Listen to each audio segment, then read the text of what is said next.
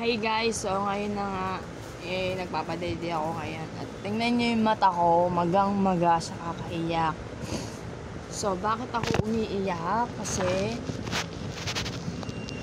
Kasi broken-hearted tayo. Ang hirap ng buhay na single mom ka. Although, nung first baby ko si Isyang, solo parent ako noon. And then now, ulit na naman. So, bakit kaya ganun? Iniiwan lang tayo, mga babae. Basta-basta ng mga lalaki pagkatapos tayong pagtripan.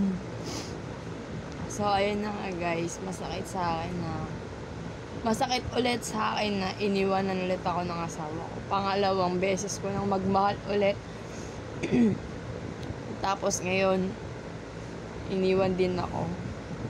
Oo, may pagkukulang tayong bilang maging asawa, bilang nanay, para sa ating mga anak. Masakit sa akin na iniwan na naman ulit ako. Ako ba ang mali? Nagtatanong na ako sa sarili ko na bakit sila pumapasok sa buhay ko kung ayaw naman din nalaman nila pala sa ugali ko, di ba? Kaya, bakit naman ganun, di ba? Pag kami nakita silang hindi magandang ugali, pang-uugali sa akin, basta-basta na lang sila bumibitaw, agad-agad na lang sila umaayaw sa akin. Sabihin na natin, sinabihan ako na pangit na yung ugali ko. Bakit siya? Maganda ba yung ugali na pinakita niya sa akin? Binigyan niya ba ako ng sapat na halaga? Binigyan niya ba ako ng oras na kausapin niya ako ng maayos? Wala siyang binibigyan na tamang oras na mag-usap kami ng magandang usap.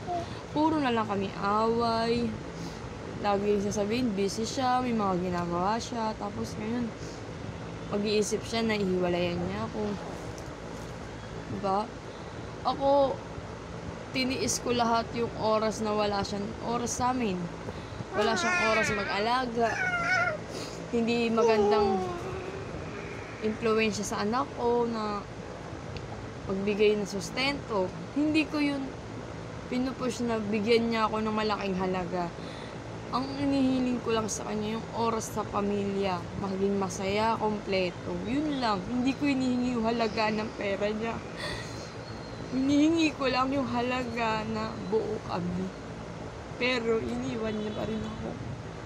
So yun guys, umiyak na naman po ako. Hindi po nagdadrama, true to life po. Dalawa po anak ko ngayon na una, may anak ako sa una, ngayon may pangalawa ako ulit. Anong pangatlo? Paano na? Sheila, gumising ka na sa katotohanan!